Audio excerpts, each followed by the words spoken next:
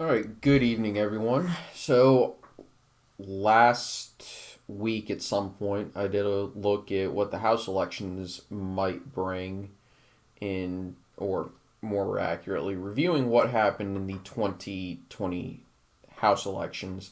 I didn't really talk too much about what might happen in the 2020 Senate elections, but what it's looked like so far in the 2020 Senate elections is that while the Democrats certainly have netted, what is it, two seats? I think it's a net of two seats right now, which was Colorado and Arizona. They could potentially. No, I'm sorry.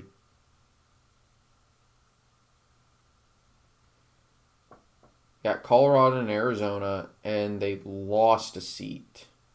Trying to remember which one that was.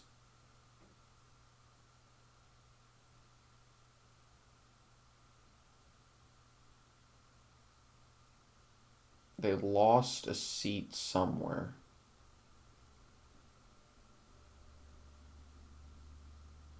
Alabama. Thank you. It took me a second.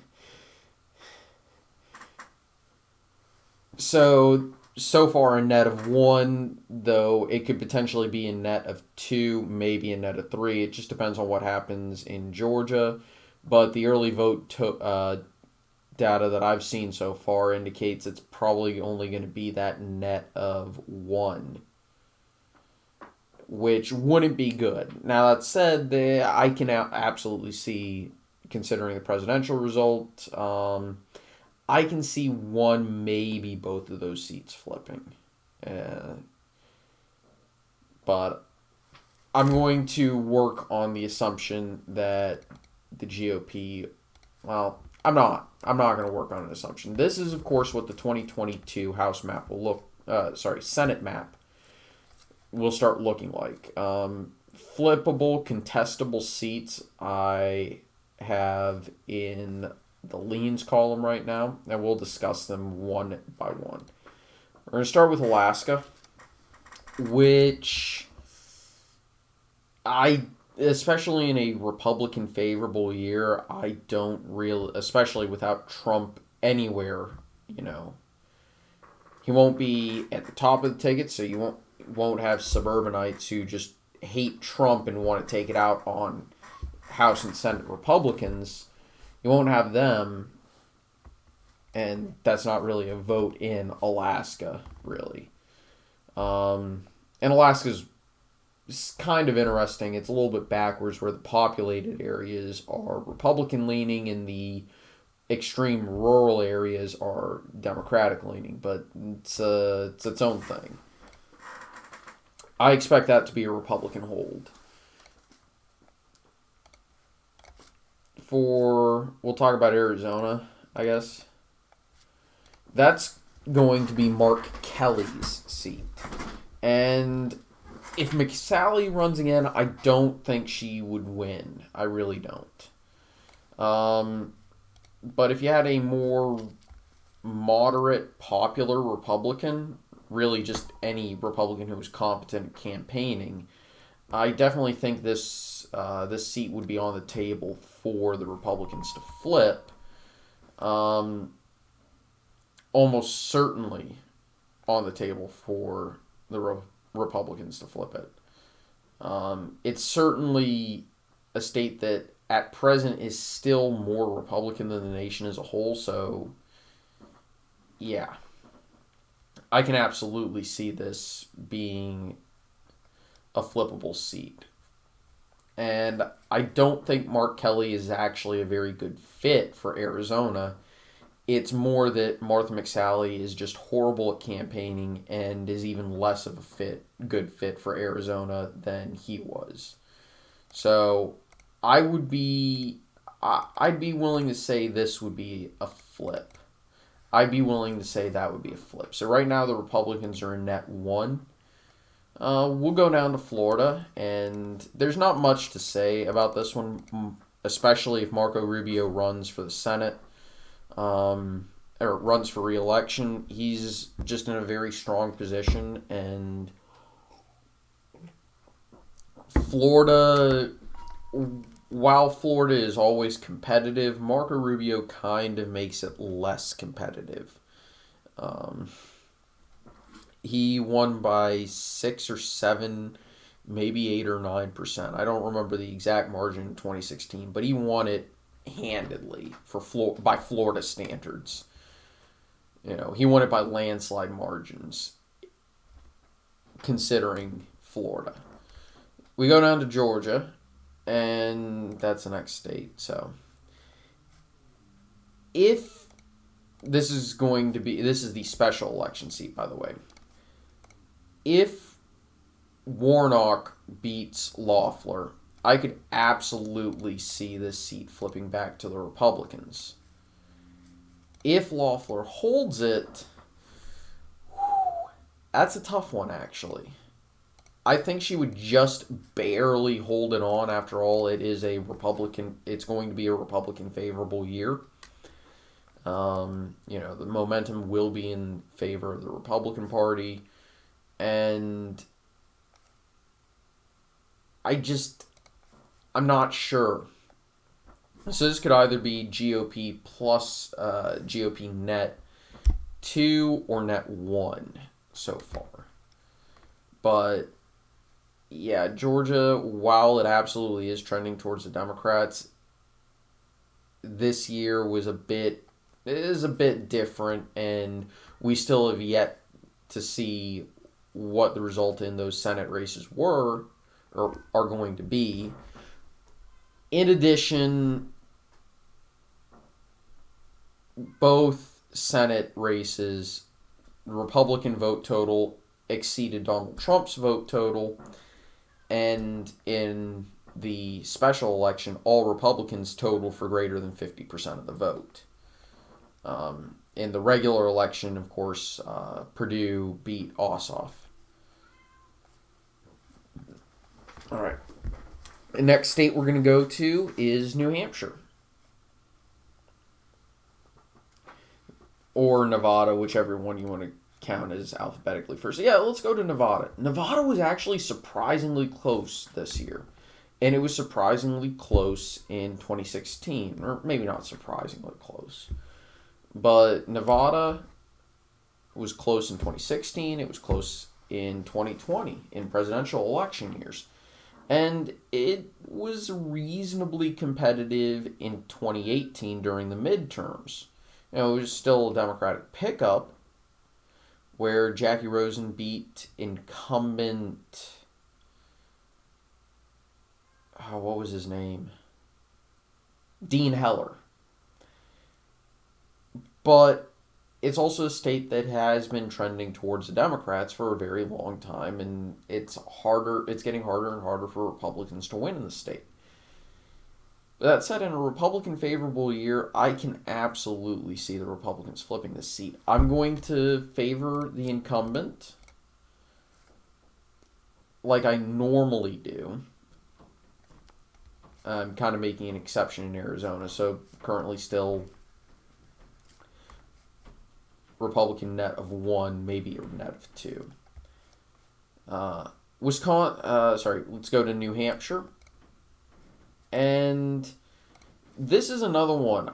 I'm going to keep it. I'm going to keep it as...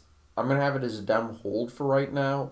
But assuming Sununu is a nominee in New Hampshire, I would be very tempted to move it into the Tilt GOP column.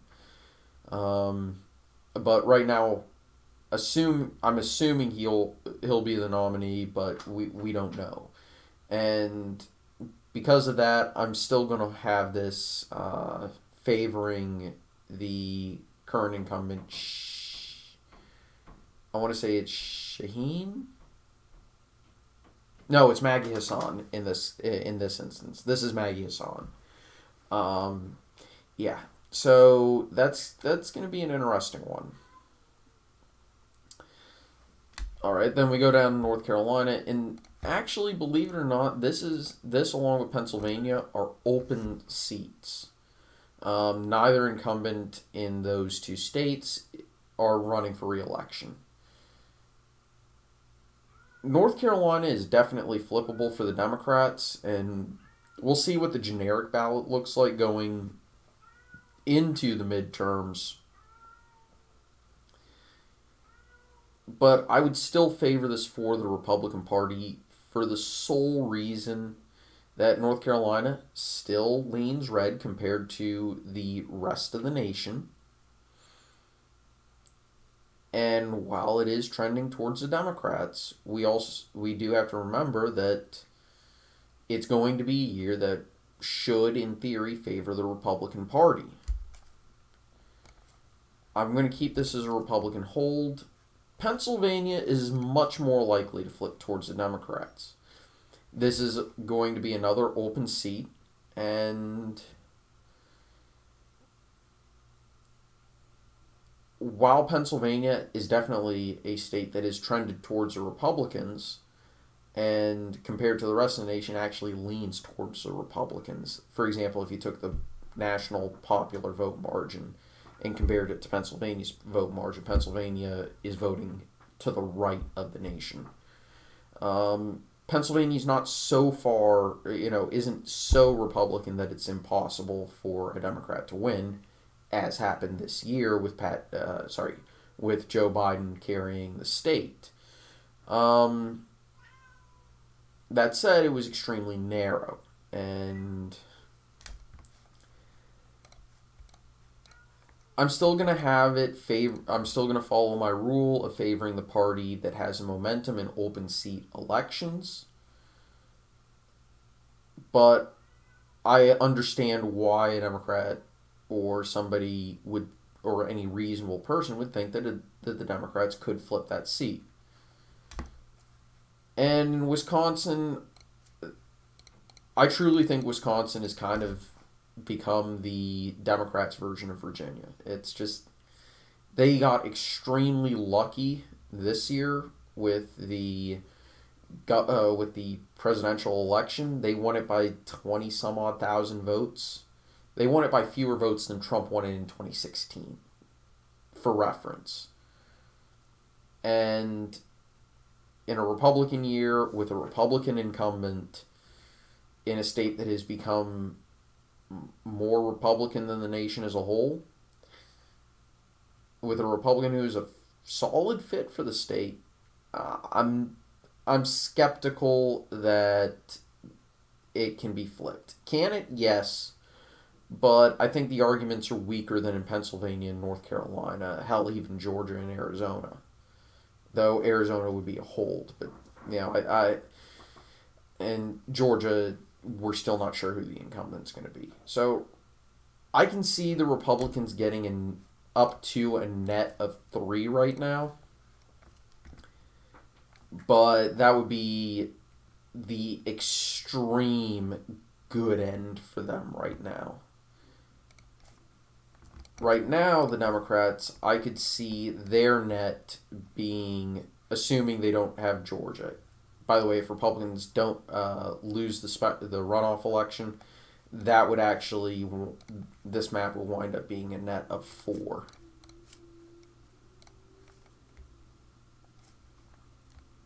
On the extreme positive end for the Democrats, I would say potential for a net of 2.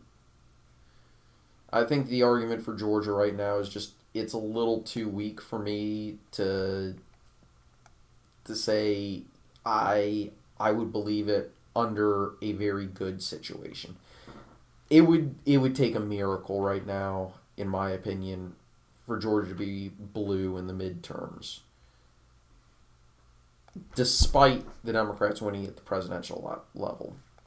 After all, in in 4 states in the Rust Belt that Trump carried in 2016, they re-elected Democratic senators in 2018. The same can apply to Georgia. Biden may have carried it, but they'll still return a Republican in the Senate.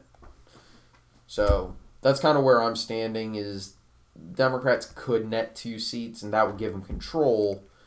But I think it's far more likely that the Republicans have a net of 1. I think this is the most reasonable outcome at present. Anyway, I want to thank everyone for watching. I hope you all enjoyed. See you next time. Take it easy. Have a nice day. Bye-bye.